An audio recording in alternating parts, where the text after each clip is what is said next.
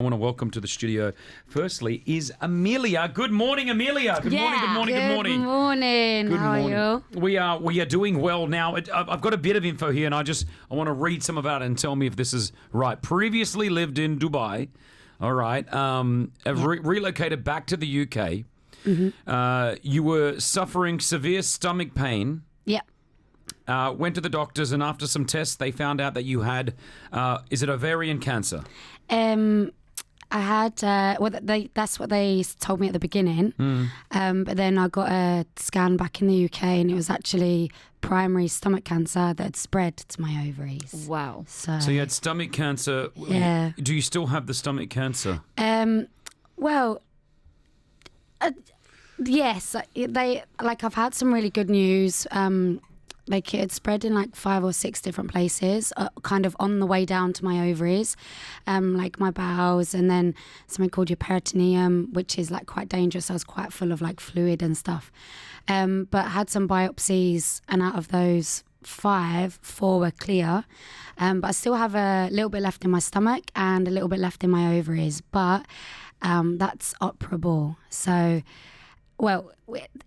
inshallah, it is. We hope so. That's what they've told us, but they don't really know what they're doing with me. So they're just kind of winging it. So fingers crossed. Your attitude is amazing. You came into the studio, we were playing Jay-Z and Beyonce, you had your hands up. She was dancing around. I just love mornings. Yeah. Is that sarcasm? Yeah. Listen, that moment, and I don't want you to have to go back into those moments, but that moment when you found out what was going on, I have no idea how that would feel. People are in their cars right now, and we were talking about Instagram likes and how they've taken it away. And I was saying it's first world problems, and we're all getting into it. How dare you take Instagram likes away from us? Bam, Amelia, you're in the studio with a real life problem. Yeah. That moment when the doctor says to you that you got stomach cancer and it's spread stage 4 from what I can see. How do you react? How do you feel? It wasn't, it's a massive shock, but it was almost like a relief, because I knew there was something up with my body. I knew there was, and just a few doctors were like, kind of getting knocked back a few times, and then because it's quite undetectable stomach cancer, it's you can have it for years, and then when it spreads, you get symptoms from the spread rather than the actual stomach cancer. Okay. So it was almost like a relief. Obviously, it was terrible, but I don't know. It was the relief to know that there is a reason why you were feeling this. Yeah, even though that might sound strange to some people, but it was almost that's why it's not normal to feel so painful, or it's not normal to have sore tummy all the time, or, But I guess, real life problem. But it's been, I've got my husband and I've got my sisters and the support from all my friends in Dubai and back in the UK. It's actually not been too bad. It's, it is what it is. And just, How old are you? 30. 30. Happy birthday. Happy 30th. Now, we're going to come back to you. I want to chat more to Amelia, because there is a love story in this that I want to talk to you guys about.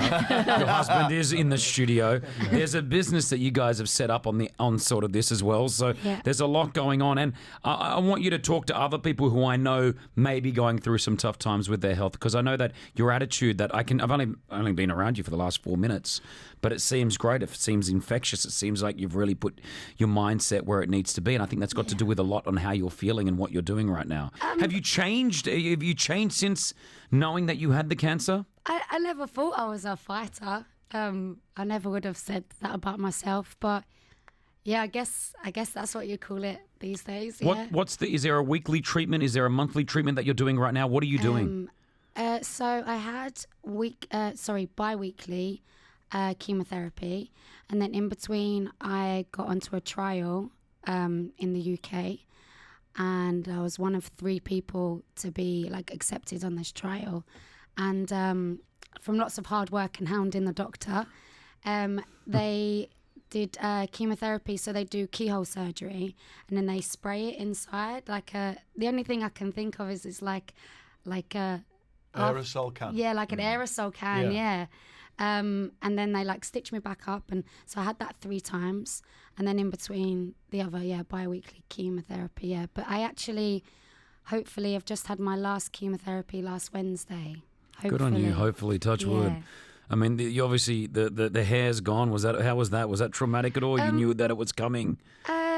I managed to hold on to it for a little bit, and because I had like really long hair like down my back. Okay. But then it started to come out 1 or 2 pieces, so I cut it short. Spent lots of money in the hairdressers, and then less than 24 hours had to shave it all off because it was just like out everywhere. But I've had like really good feedback about the bald head, so I don't mind it. You got a good shaved head. That's why. You got a good shaved head. Yeah, I don't mind it. All right. Well, listen. We said there's a love story in this, and I want to welcome to the show your husband, Luke. Good morning, Luke. How are you? Good morning. Yeah, I'm very well, actually. You guys Great to be back. You guys are so cute together. You both got your bandanas on, which we're going to be talking about. So, you guys, how did this? Was this love story before we found out that you had cancer? Yeah. Yeah. In my eyes, it was a love story from day one. Maybe not Amelia. No, it was. Of course it was. Where did you guys meet? Mr. Miyagi's of all places. Mr. Miyagi, that's Media One Hotel. Yeah, that's the one. And it was love at first sight, was it? Yeah, I think so. You're like, I think so, as long as she thinks so. She's staring at me. And so, of when the news came to you, as you were just obviously a boyfriend at that time, right? Yeah, correct. You find out that your girlfriend's got stomach cancer and it's spread, and they're saying that there could be months to live here. She's terminally got it. How does that feel from a boyfriend point of view? Absolutely heartbreaking. I don't even really know how to describe it. It was just so overwhelming with emotion. It was really, really sad.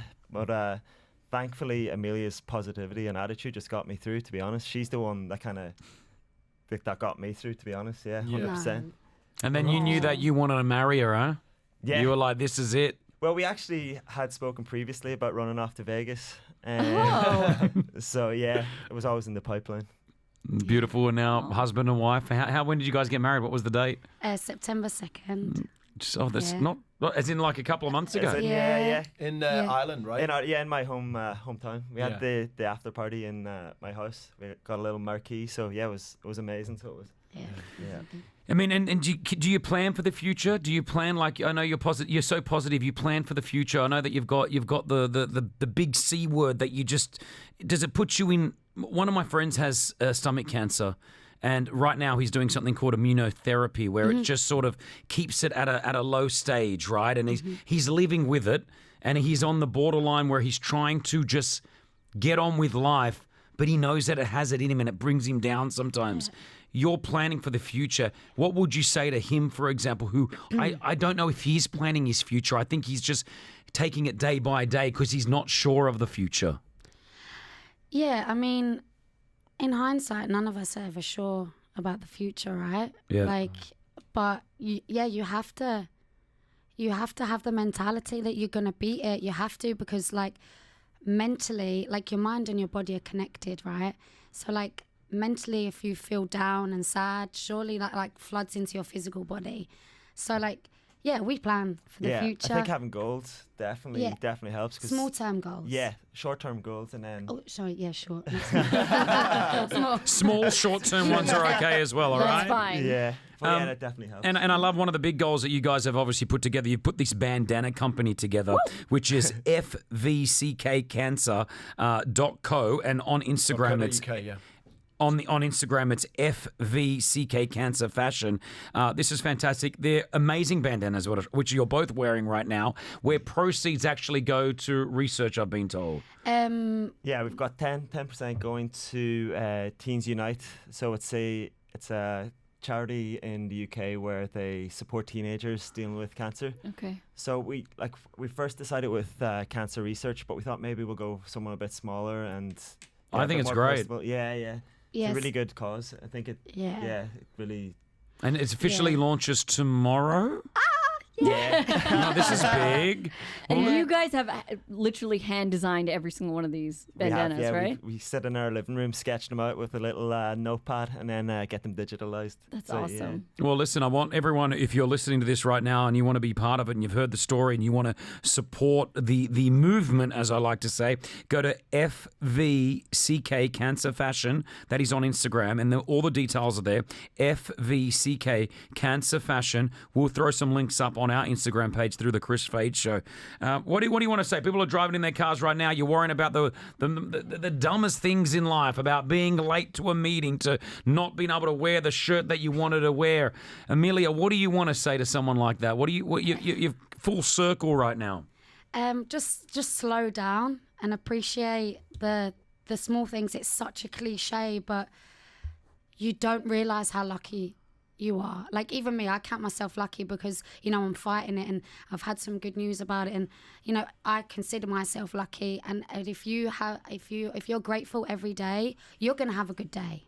Like, yeah, just slow down, be grateful for everything, and yeah, enjoy the small things. Beautifully said. Please give him a big round of applause. Yeah. Amelia and Luke. Yay! If you want to follow the guys, we'll throw up links on our Instagram. Thank you for joining us this morning. Virgin Radio.